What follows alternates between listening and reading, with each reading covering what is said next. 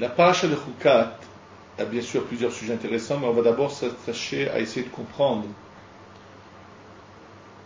qu'est-ce qui s'est passé quand Hachem a demandé à Moshe de parler avec la roche, et nous savons qu'il a frappé, et ainsi de suite.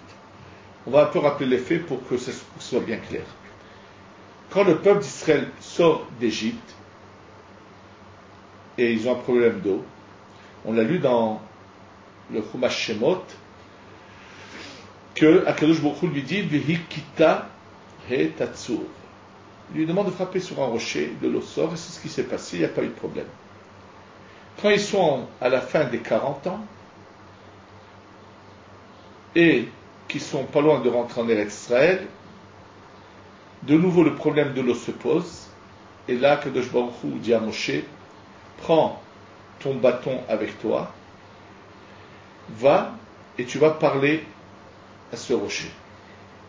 Qu'est-ce qu'il doit lui parler? Qu'est-ce que le Midrash dit? Tu vas dire des halachot, tu vas dire des divrei Torah, des paroles de la Torah, et automatiquement, le rocher va donner de son eau. Et naturellement, Moshe, finalement, au lieu de parler au rocher, le frappe 2 fois et l'eau sort. Il y a une grande mahloket entre les Rishonim et différents commentaires sur la Torah sur de comprendre qu'est-ce qui est l'erreur de Moshe Rabbeinu. Il y en a qui ont voulu dire c'est parce qu'il a tout simplement mal parlé au Ham Israël en leur disant Shimon Amorim. Pourquoi apparemment c'est clair, Hachem a dit de parler, il a frappé, parce que tout simplement ils ont un problème. D'abord, c'est qu'Hachem a demandé de prendre le bâton. Deuxièmement, la première fois Hachem a demandé de frapper, donc naturellement ça fait qu'il y a eu énormément de commentaires. Et l'Ora Haïm Akadosh, en les ramenant, les repousse pratiquement tous jusqu'à qu'il lui a à son pérouche. Et Be'ezrat Hashem, nous allons aussi expliquer quelque chose qui va, Be'ezrat Hashem, répondre à tous les arguments qu'il y avait sur les autres pérouchim. Apparemment, Be'ezrat Hashem. Et de là à cela, il y a une preuve dans le Midrash qu'on va tout de suite ramener, mais on va d'abord expliquer. En fait, quand Moshe ne fait pas ce qu'Hachem lui demande, et qu'Hachem lui dit à Moshe et Aaron, vous ne rentrerez pas en Eretz Israël, Ya'an loheman tembi l'agdisheni, parce que vous n'avez pas cru en moi pour me sanctifier. Sur le mot le hagdisheni, Rachid dit la chose suivante. Je vous ai demandé de parler à cette pierre. Si vous aviez parlé à la pierre au lieu de la frapper, et donc tout le monde aurait vu cela, ils auraient dit comment? Une pierre qui n'entend pas, une pierre qui ne parle pas, une pierre qui n'a pas besoin de parnassa. Elle a écouté la parole de Dieu. Nous les hommes, à plus forte raison que nous devons écouter la parole de Dieu. Et ça aurait sanctifié le nom de Dieu. Et c'est ça l'erreur qu'ont fait Moshe et Aaron, de ne pas avoir sanctifié le nom de Dieu. C'est ce que, sur le mot Léagdisheni, que Rachid ramène. En fait, il y a ici une leçon d'éducation. Comment doit-on éduquer un enfant? Quand un enfant est jeune, qui n'a pas la compréhension assez développée, et qu'on voit qu'il ne veut pas aller dans la bonne voie, alors il faut des fois savoir utiliser le bâton. Simplement, le bâton, c'est pas pour calmer sa colère, chas v'shalom, ça c'est sûr, c'est négatif, mais il faut par moment savoir garder son calme, rester calme, et dire à l'enfant que sa punition, ça va être de recevoir, si c'est nécessaire, des coups ou une autre punition. Et des fois, il faut utiliser la main, parce que tout simplement, c'est frapper quand c'est vraiment nécessaire, quand un enfant est cruel vis-à-vis des autres, et qu'il lève la main sur les autres. Mais il faut tout de suite que ces réactions soient faites, bien sûr, de manière mesurée, juste que ça le touche, que ça l'ébranle un peu. C'est-à-dire que la punition, pas forcément le coup, mais la punition c'est ce qu'il faut utiliser à un certain âge, puisque la compréhension n'est pas assez développée. Mais une fois qu'un enfant a grandi et qu'il peut comprendre, il faut le convaincre. Parler et répéter les choses jusqu'à qu'on arrive à le convaincre. Quand le Ham Israël sort d'Égypte, il est comme un jeune enfant. Et il a subi une influence négative, mauvaise de la culture égyptienne. Il n'a pas encore reçu la Torah. Il faut lui montrer une seule chose, que si on n'écoute pas Hachem, ça peut coûter cher. Donc, c'est pour ça qu'Hachem dit à Moshe, prends le bâton et tu frappes sur la roche. Par contre, là, ils ont reçu la Torah, ils ont passé plusieurs épreuves, ils ont vu la main de Dieu. Maintenant, ce qu'il faut, c'est enfin les convaincre que le meilleur chemin, c'est celui de la Torah, que l'étude de la Torah emmène la personne à la perfection. Et c'est pour ça que Hachem demande à Moshe de parler au rocher. Quoi parler? Pas lui dire s'il te plaît, donne de ton nom. Non. Commencer à enseigner des paroles de la Torah devant cette roche et elle donnera son eau. Bien sûr, dans ce cas-là, pourquoi faut-il qu'ils prennent le bâton avec? Parce que même les adultes, il faut que dans leur subconscient, ils sachent que finalement celui qui ne suit pas la Torah va recevoir des coups et va être puni et va avoir une vie désagréable. Mais ça ne doit pas être l'essentiel de la manière dont on va venir convaincre la personne. Il faut la convaincre par les paroles, par l'intelligence. Et le langage du Midrash dans le Yalkut Shimoni sur la paracha est le suivant. Vedibartem hel asela. Vous parlerez donc au Sela. Ici, le mot Sela est employé, alors que la première fois, c'est le mot Tsour, qui les deux veulent signifier une roche, mais de manière différente. Et dit le Midrash, Vehikitem lo neemar. Vous frapperez, ce n'est pas dit. Amarle.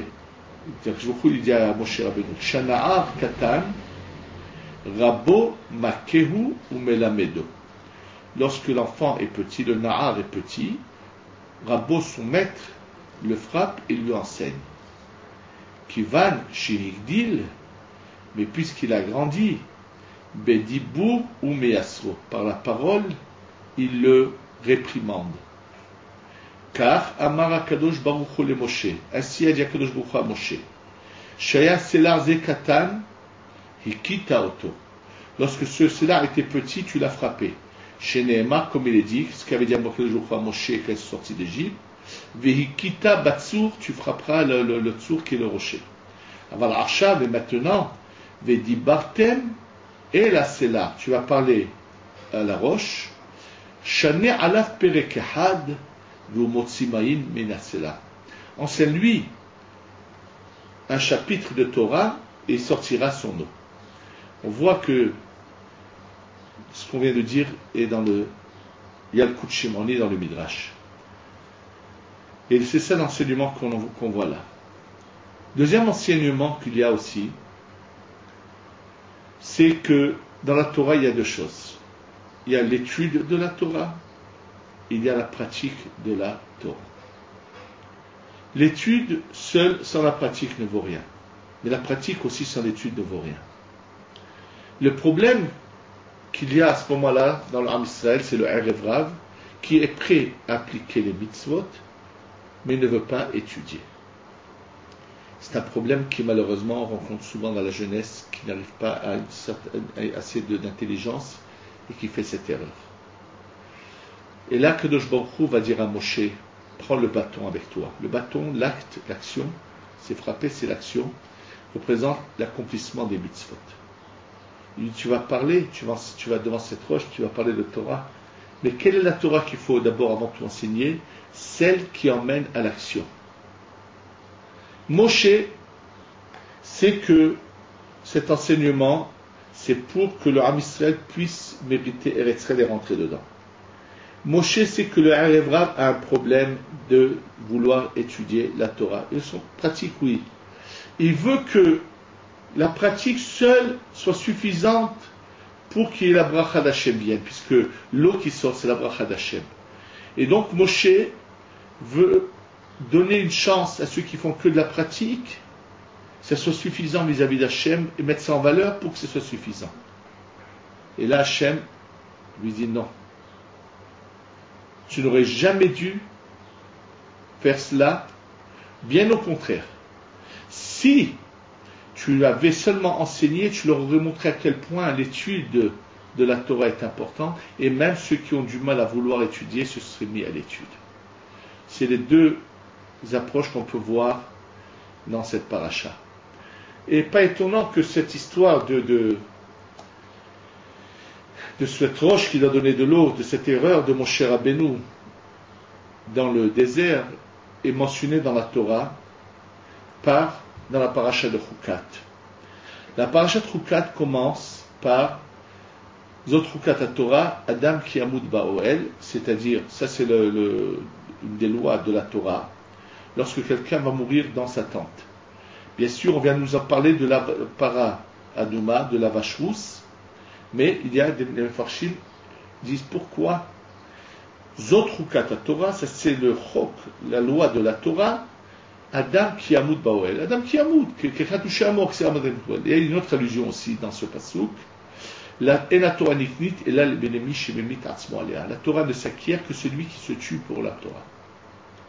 Et là le Chafetz Chaim nous dit quelque chose de très très beau. Chafetz Chaim nous dit, mais je ne comprends pas. Comment on nous dit qu'il faut se tuer pour la Torah? Pourtant, c'est l'inverse apparemment. Lorsque Shabbat, quelqu'un est malade et qu'il est en danger, on transgresse le Shabbat pour sauver une vie. Donc on voit qu'il ne faut pas se tuer, il faut au contraire transgresser la Torah pour vivre. Donc que veut dire Adam ki yamut ba'oel et la Torah mitkayemet et la beshemot al-atzma, que la Torah ne peut exister chez quelqu'un que s'il se tue pour elle. Alors le Chafetz Chaim, pour nous expliquer cela, donne un exemple vraiment très beau. Il y avait quelqu'un qui avait dans sa jeunesse étudié à la yeshiva, puis après la yeshiva, il s'est marié, il s'est mis à travailler. Il avait un commerce qui marchait très bien, et auquel il était du matin au soir à gagner de l'argent et à faire tourner son commerce. Puis les années sont passées, et quand il a commencé à voir que sa santé commençait à s'affaiblir, cet homme s'est mis à penser un jour, mais un tôt ou tard, il va falloir aller au Gan Eden et donner des comptes. Il se rend compte que finalement, ça fait tellement d'années qu'il étudie pratiquement plus rien. Et il y a eu un réveil en lui. Mais il savait que s'il allait dire à sa femme, écoute, je vais commencer à l'étudier, ça ne se passerait pas comme ça. Donc qu'est-ce qu'il fait? Il dit à sa femme, écoute, demain, le magasin, tu l'ouvres, j'arriverai au magasin qu'à partir de 11h. Bon, il s'est dit, il a un rendez-vous, il va aller acheter de la marchandise ou quoi. Et le lendemain, il va à la tfila. Après la tfila, il reste au Beth Midrash, il se met à étudier jusqu'à 11h. À 11h, il arrive au magasin, sa femme, ouh, heureusement que tu es arrivé. Tu ne sais pas combien de clients étaient là. Bon, lui ne fait pas cas. Et puis, il travaille à partir de 11h et sert les clients qui viennent. Il gagne un peu moins ce jour-là, mais ça ne le dérange pas. Le soir, il dit à sa femme, demain, je viens à 11h aussi. Ah, oui, je suis occupé, je viens à 11h. Bon. Elle s'est dit, il doit avoir encore un rendez-vous. Pareil, le lendemain qu'elle vient, oh, heureusement que tu viens d'arriver, tu ne sais pas combien de clients étaient là qui sont partis. Deuxième soir, il lui dit, demain, je viens aussi à 11h. Elle a dit, celui-là, il me cache quelque chose, je vais voir ce qui se passe. Le lendemain, il va à la tfila, et après l'heure à laquelle la tfila est finie, et elle voit les gens revenir de la tfila, elle ne le voit pas revenir, elle se dépêche d'aller au Beth Midrash, au Beth Knesset où il a fait la tfila, elle attend, elle ne le voit pas sortir, elle ouvre la porte, et elle voit monsieur dans un coin en train d'étudier. Elle l'appelle, dis-moi, mais tu as perdu la tête. Les clients, ils vont s'en aller. Mais comment ça va se passer? Tu sais bien comment je ne sais pas servir les clients. Et si tous les jours tu viens à 11h, tous ceux qui sont venus jusqu'à 11h, ils vont partir, ils ne vont plus revenir. Alors son mari lui a répondu, lui a dit, écoute madame, il faut que tu saches une chose. Qu'à partir d'aujourd'hui, tous les matins jusqu'à 11h, son mari, il est mort. Le Malach Hamavet, il a pris son mari. Mais elle a de la chance, c'est que tous les jours, à partir de 11h, il y a la résurrection des morts. Ça sera comme ça à partir d'aujourd'hui. Lui, jusqu'à 11h, il n'est pas là, il est mort. Mais à partir de 11h, elle a de la chance, il y a la résurrection des morts et il est là. Ce sera comme ça et c'est tout. Elle n'avait plus rien à dire. Client ou pas, il est mort, son mari. C'est tout, c'est comme ça. Il a dit, ce sera la règle à partir d'aujourd'hui. Il y a client ou pas, il n'est pas là. Dit le Chafetz Chaim. Celui qui veut que la Torah soit son acquisition, étudier vraiment la Torah, il faut qu'il se fixe un temps que lorsqu'il étudie ces heures-là de Torah, il n'y a plus rien qui compte au monde. Pas de téléphone, pas de email, pas de fax, pas de télé, pas de lien. Pas de sortie. Il faut la première question qu'on pose à l'homme lorsqu'il quitte ce monde, Kavarta itim la Torah. Est-ce que tu as fixé des moments tous les jours de ta vie pour étudier la Torah? Donc, le début de cette paracha nous parle de l'importance de l'étude de la Torah. Et c'est pour ça qu'après Akadosh Baruch Hu punit Moshe.